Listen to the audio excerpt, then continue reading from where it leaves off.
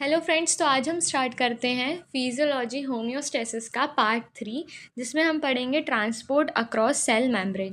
इसमें हम देखेंगे कि सेल मेम्ब्रेन के अक्रॉस ट्रांसपोर्टेशन कैसे होता है। तो ये दो मेथड्स होती हैं इसमें ट्रांसपोर्टेशन की। सबसे पहली होती है पैसिव ट्रांसपोर्ट और दूसरी होती है एक्टिव ट्रांसपोर्ट। पैसिव ट्रांसपोर्ट में आता है सिंपल डिफ्यूजन, फैसिलिटेट डिफ्यूजन और ओस्मोसिस।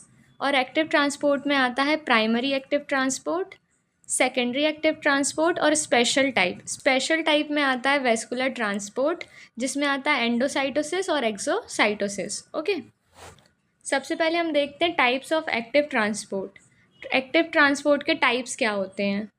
हमने यहाँ पर भी टाइप्स ऑफ एक्टिव ट्रांसपोर्ट देखे, और ये भी होते हैं टाइप्स ऑफ एक्टिव ट्रांसपोर्ट, और कुछ और भी होते हैं टाइप्स ऑफ एक्टिव ट्रांसपोर्ट। तो हम सबसे पहले वो देख लेते हैं, ठीक है। तो एक्टिव ट्रांसपोर्ट में हम देखेंगे कि 3 टाइप्स आते हैं, यूनिपोर्ट, सिम्पोर्ट और एंटीपोर्ट। ओके, तो यहाँ पर एक डायग्राम बना हुआ है। यूनिपोर्ट में क्या होता है कि एक मॉलिक्यूल जो होता है वो सेल मेम्ब्रेन को पास करता है। ये सेल मेम्ब्रेन है, ठीक है, ये सेल मेम्ब्रेन है। ओके, तो एक मॉलिक्यूल अगर सेल मेम्ब्रेन को एक ही डायरेक्शन में पास होता है तो उसको कहते हैं यूनिपोर्ट, ठीक है। अगर दो मॉलिक्यूल एक साथ एक ही डायरेक्शन में पास हो रहे हैं तो उसको कहते हैं सिम्पोर्ट। और अपोजिट डायरेक्शन में अगर ट्रांसपोर्टेशन हो रहा है फ्रॉम सेल मेम्ब्रेन तो उसमें हम कहेंगे एंटीपोर्ट। इसकी हम डेफिनेशन देख लेते हैं एक बार। यूनिपोर्ट में क्या होता है। Uniport is the transport of single type of molecule across a membrane through a carrier protein. इसमें क्या होता है, यूनिपोर्ट में ट्रांसपोर्ट होता है single type of molecule across the cell membrane के across through a carrier protein. किसके साथ में, और ये जो यहाँ पर दिया हुआ है ना, ये रेक्टेंगुलर, ये होता है कैरियर प्रोटीन। ओके, तो यहाँ पर हम देख सकते हैं कि यहाँ पर ये डेफिनेशन हमें समझ में आ जाएगी कि uniport is the transport of single type of molecule across the cell membrane through the carrier protein. और इसमें क्या होता है कि ट्रांसपोर्टेशन में कैरियर प्रोटीन की ज़रूरत होती है। ओके, नेक्स्ट हम देखते हैं सिम्पोर्ट क्या होता है। Symport is the simultaneous transport of two different substances across a membrane in a same direction using carrier protein. इसमें भी कैरियर प्रोटीन का यूज़ होता है, लेकिन इसमें क्या होता है, साइमल्टेनियसली दो मॉलिक्यूल्स, मतलब टू डिफरेंट सब्सटेंसेस या टू डिफरेंट मॉलिक्यूल्स मेम्ब्रेन को क्रॉस करते हैं सेम डायरेक्शन में। Okay, this is very important. फिर नेक्स्ट हम देखते हैं व्हाट इज़ एंटीपोर्ट। एंटीपोर्ट में क्या होता है। Antiport is a type of carrier mediated transport in which two types of different substances move across the membrane in opposite direction at the same time. इसमें क्या होता है एंटीपोर्ट में, ये एक कैरियर मीडिएट ट्रांसपोर्ट सिस्टम है। Okay, सबसे पहली बात। और इसमें क्या होता है कि two types of different substance, two types रहते हैं, डिफरेंट डिफरेंट सब्सटेंस होते हैं, और ये दोनों एक ही टाइम पे मेम्ब्रेन को क्रॉस करते हैं बट इन अपोजिट डायरेक्शंस। तो इसमें क्या कहते हैं, हम इसको एंटीपोर्ट कहते हैं। ओके, नेक्स्ट हम देखते हैं transportation of various substance across the cell membrane. Cell membrane के अक्रॉस अलग अलग सब्सटेंसेस का ट्रांसपोर्टेशन कैसे होता है। Transport across the plasma membrane is an important part of membrane physiology. It helps maintain homeostasis in the cell. क्या होता है कि जब भी प्लाज्मा मेम्ब्रेन या सेल मेम्ब्रेन में से ट्रांसपोर्टेशन होता है तो उसमें क्या होता है कि ये इसलिए होता है जिसमें होम्योस्टेसिस मेंटेन रहे। सेल के अंदर होम्योस्टेसिस को मेंटेन करने के लिए ही सेल में ट्रांसपोर्टेशन होता है। ओके, सबसे पहले हम इसके टू मेन कैटेगरीज देख लेते हैं ट्रांसपोर्टेशन की। सबसे पहले टू मेन मैकेनिज्म इसके क्या होते हैं, पैसिव ट्रांसपोर्ट होता है और एक्टिव ट्रांसपोर्ट होता है। ये हमने अभी देख लिया है। Passive transport, no energy required. Passive transport में एनर्जी रिक्वायरमेंट नहीं होती है। ओके, फिर एक्टिव ट्रांसपोर्ट में क्या होता है, एक्टिव ट्रांसपोर्ट में एनर्जी की रिक्वायरमेंट होती है। नेक्स्ट हम देखते हैं पैसिव ट्रांसपोर्ट। पैसिव ट्रांसपोर्ट को अब हम डिटेल में देख लेते हैं। Movement occurs from high concentration to low concentration along concentration gradient. Along concentration gradient movement occur होता है। यहाँ पर हम कैसे पता कर सकते हैं कि जैसे अगर कोई बीकर ए है, ओके, और बीकर बी है, तो अगर बीकर ए में वाटर का कंसंट्रेशन बहुत ज़्यादा है और बीकर बी में वाटर का कंसंट्रेशन कम है, तो जिसमें वाटर का कंसंट्रेशन ज़्यादा होता है उसे हम कहते हैं हाई कंसंट्रेशन, और जिसमें वाटर का कंसंट्रेशन कम होता है उसे हम कहते हैं लो कंसंट्रेशन। तो क्या होता है कि पैसिव ट्रांसपोर्ट में वाटर जो है वो बीकर ए से बीकर बी में मूव करेगा, मतलब from high concentration of water to low concentration of water. ठीक है, तो ये जो होता है इसी को हम कहते हैं अलोंग कंसंट्रेशन ग्रेडियंट। तो इसमें क्या होता है कि मूवमेंट जो होता है अक्रॉस द मेम्ब्रेन होता है from high concentration of water to low concentration of water. Okay, इसी को हम कहते हैं अलोंग कंसंट्रेशन ग्रेडियंट। ओके, तो पैसिव ट्रांसपोर्ट में हम देखेंगे 3 पॉइंट्स आते हैं पैसिव ट्रांसपोर्ट में। सबसे पहले आता है सिंपल डिफ्यूजन, दूसरा है फैसिलिटेट डिफ्यूजन और थर्ड है ओस्मोसिस।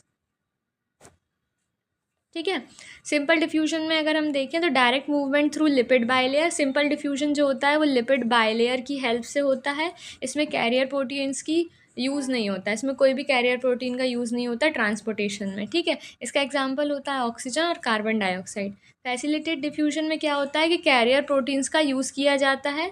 ठीक है, इसमें एटीपी रिक्वायरमेंट नहीं होती है और इसका एग्जाम्पल होता है glucose, ions like sodium, potassium. Okay, movement of water across semi permeable membrane. Water का movement across semi permeable membrane क्या वो कहलाता है? Osmosis. From low solute concentration to high solute concentration. अब इसमें हमने पहले क्या पढ़ा था कि हाई वाटर कंसंट्रेशन से लो वाटर कंसंट्रेशन में मूव होता है, तो यहाँ पर ये लिखा है लो सॉल्यूट कंसंट्रेशन से हाई सॉल्यूट कंसंट्रेशन। अभी ऐसा होता है कि जहाँ पर वाटर का कंसंट्रेशन ज़्यादा होगा वहाँ पे सॉल्यूट का कंसंट्रेशन कम होगा, और जिस बीकर में वाटर का कंसंट्रेशन कम होगा उस बीकर में सॉल्यूट का कंसंट्रेशन ज़्यादा होगा। तो ये सेम चीज़ बोल रहे हैं इसमें कि वहाँ पर बोला था कि हाई वाटर कंसंट्रेशन से लो वाटर कंसंट्रेशन की तरफ मूव करता है, और इसमें बोल रहे हैं कि लो सॉल्यूट कंसंट्रेशन से हाई सॉल्यूट कंसंट्रेशन की तरफ मूवमेंट होता है। ओके, इसमें सॉल्यूट के हिसाब से दिया हुआ है, उसमें वाटर के हिसाब से दिया था। ओके, नेक्स्ट हम देखते हैं एक्टिव ट्रांसपोर्ट।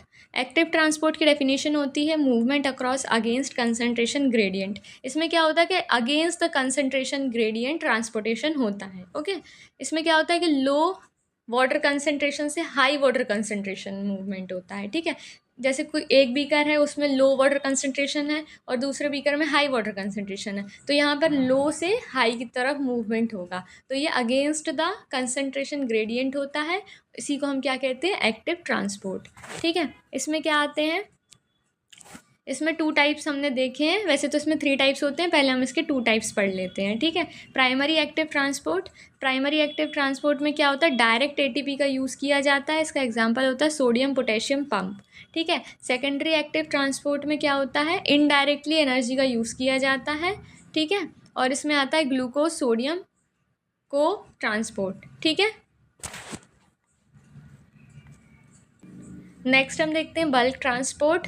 बल्क ट्रांसपोर्ट को हम वेस्कुलर ट्रांसपोर्ट भी कहते हैं। The movement of large molecule और particles across the cell membrane using membrane bound vessels. इसमें क्या होता है कि मूवमेंट होता है लार्ज मॉलिक्यूल्स, मतलब वेस्कुलर ट्रांसपोर्ट जो होता है वो लार्ज मॉलिक्यूल्स और लार्ज पार्टिकल्स के लिए यूज़ होता है, और इसमें मेम्ब्रेन बाउंड वेसिकल्स के थ्रू ट्रांसपोर्टेशन होता है।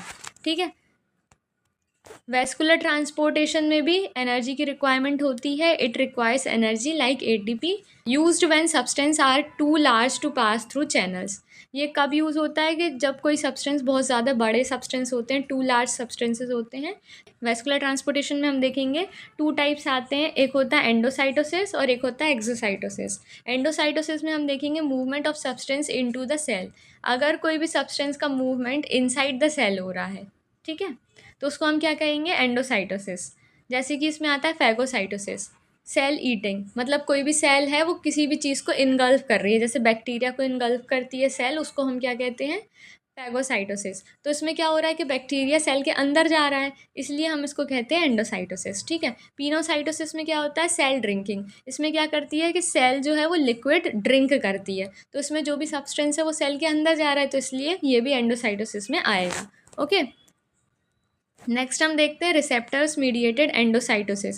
Specific molecules entered through receptors. इसमें क्या होता है कि कुछ स्पेसिफिक मॉलिक्यूल्स रहते हैं जो रिसेप्टर्स के थ्रू सेल के अंदर जाते हैं। ठीक है, नेक्स्ट हम देखते हैं एक्सोसाइटोसिस। एक्सोसाइटोसिस हम देखते हैं movement of substance out of the cell. इसमें क्या होता है कि मूवमेंट होता है सब्सटेंसेस का सेल से आउटसाइड, सेल के बाहर जाते हैं अब सब्सटेंस। ठीक है, तो इसमें एग्जांपल होता है secretion of hormone, release of neurotransmitter. ये एग्जाम्पल कैसे होएगा? सिक्रीशन ऑफ हार्मोन्स मतलब कोई भी ग्लैंड है वो हार्मोन को रिलीज़ करेगा, तो सेल से बाहर निकलेंगे हार्मोन सिक्रीट होके, तो इसलिए ये एक्सोसाइटोसिस में आता है। ओके, एक बार हम सारा रिवाइज कर लेते हैं। एक बार हमने देखा कि transport across the cell membrane कैसे होता है। ये 2 टाइप से होता है, पैसिव ट्रांसपोर्ट होता है और एक्टिव ट्रांसपोर्ट होता है। पैसिव ट्रांसपोर्ट में हमने देखा सिंपल डिफ्यूजन आता है, फैसिलिटेटेड डिफ्यूजन आता है और ऑस्मोसिस आता है। एक्टिव ट्रांसपोर्ट में हमने देखा कि प्राइमरी एक्टिव ट्रांसपोर्ट होता है, सेकेंडरी एक्टिव ट्रांसपोर्ट होता है, स्पेशल टाइप भी होता है जिसमें वेस्कुलर ट्रांसपोर्ट होता है, जिसमें हमने देखा एंडोसाइटोसिस और एक्सोसाइटोसिस। फिर हमने नेक्स्ट देखा types of active transport. Active transport के टाइप्स देखे हमने, जिसमें हमने देखा 3 टाइप्स होते हैं, यूनिपोर्ट, सिम्पोर्ट और एंटीपोर्ट। नेक्स्ट हमने देखा था transportation of various substance across the cell membrane. Cell membrane के अक्रॉस वेरियस सब्सटेंस का ट्रांसपोर्टेशन कैसे होता है। तो इसमें हमने 2 टाइप्स देखे थे, पैसिव ट्रांसपोर्ट होता है और एक्टिव ट्रांसपोर्ट होता है। पैसिव ट्रांसपोर्ट में एनर्जी की रिक्वायरमेंट नहीं होती है और एक्टिव ट्रांसपोर्ट में एनर्जी की रिक्वायर्ड होती है। ठीक है, फिर हमने देखा कि पैसिव ट्रांसपोर्ट के 3 टाइप्स थे, सिंपल डिफ्यूजन, फैसिलिटेटेड डिफ्यूजन और ओस्मोसिस। ठीक है, फिर हमने देखा एक्टिव ट्रांसपोर्ट के 2 टाइप्स देखे। पहले तो हमने प्राइमरी एक्टिव ट्रांसपोर्ट और सेकेंडरी एक्टिव ट्रांसपोर्ट। फिर हमने देखा बल्क ट्रांसपोर्ट। बल्क ट्रांसपोर्ट को हम वेस्कुलर ट्रांसपोर्ट भी कहते हैं। ठीक है, और वेस्कुलर ट्रांसपोर्ट के अंदर हमने देखा एंडोसाइटोसिस और एक्सोसाइटोसिस। Okay, thank you.